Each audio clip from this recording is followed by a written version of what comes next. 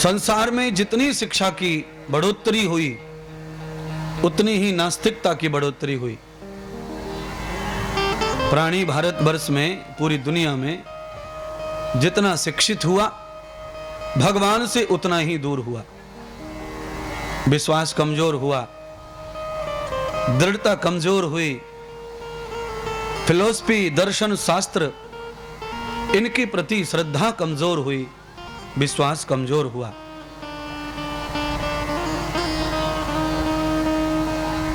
एक समय का मैं आपको जिक्र सुना रहा हूं जो बिल्कुल सत्य घटना है। बहुत साल पहले बिहार में कथा करने के लिए हम गए थे।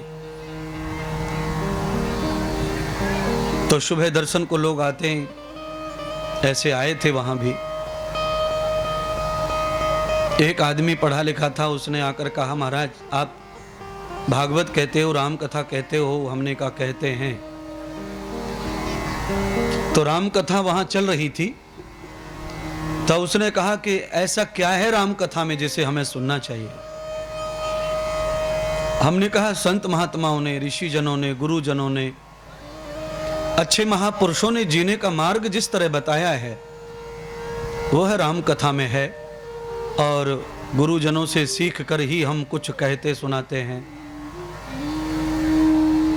तो उसने व्यंग करते हुए राम कथा की कहा कि राम कथा में कुछ ज्यादा नहीं है।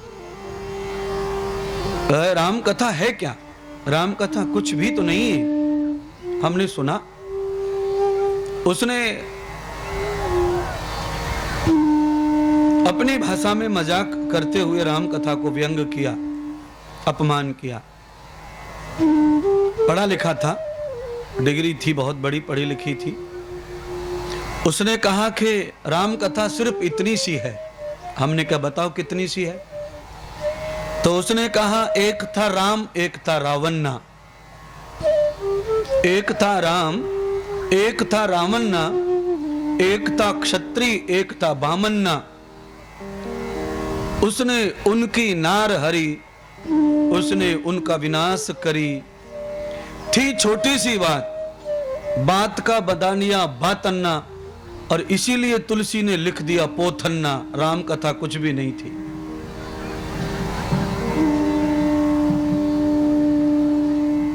और ये भागवत तो कुछ भी नहीं है। क्या है भागवत में? तो संसार में ऐसी ऐसी नास्तिकता समाज में भरी पड़ी है। यानी कि 4 पंक्तियों में रामायण का सर्वनाश कर दिया उसने। एक राम, एक रामन्ना, एक क्षत्रिय था, एक बामन्ना। उसने उसकी नार हरी, उसने उसकी विनाश करी। छोटी सी थी बात, बता दिया बातन्ना, तुलसी ने लिख दिया पोथन्ना। ये रामायण है।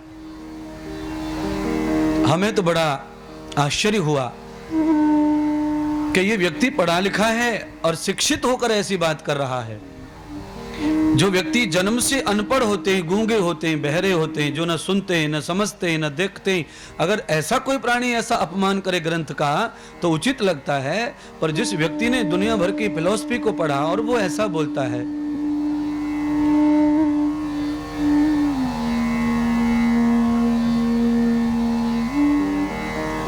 समाज में किस तरह से नास्तिकता का प्रचार हुआ। और इस प्रचार के पीछे एक ही कारण है और वो है साइंस। साधु संत महात्मा कथाकार अध्ययन नहीं करते, अच्छा नहीं सीखते, अभ्यास अच्छा नहीं रखते, जीवन शैली अच्छी नहीं रखते। इसके कारण रटी पढ़ी बातों को कहते हैं। और जिन बातों को पढ़े लिखे लोग नेट पर सर्च करके जब मैच करते हैं तो बातें मैच नहीं होती, तो फिर उनका विश्वास कमजोर होता है। और जब विश्वास कमजोर होता है तो फिर व्यक्ति विशेष के ऊपर नहीं होता, समुदाय संसार के विशेष के ऊपर होता है। फिर वो व्यक्ति के साथ नहीं जुड़ते कि भाई ये कम पढ़ा लिखा होगा, दूसरा महात्मा ज्यादा समझदार हो सकता है, उसका विज्ञान, उसकी फिलॉसफी, उसका सिद्धांत अच्छा हो सकता है। सब एक जैसे नहीं होते, पर लोग एक समान सबको देखना प्रारंभ कर देते हैं। उसकी वजह से समाज को बहुत बड़ा नुकसान हानि उठानी पड़ रही है।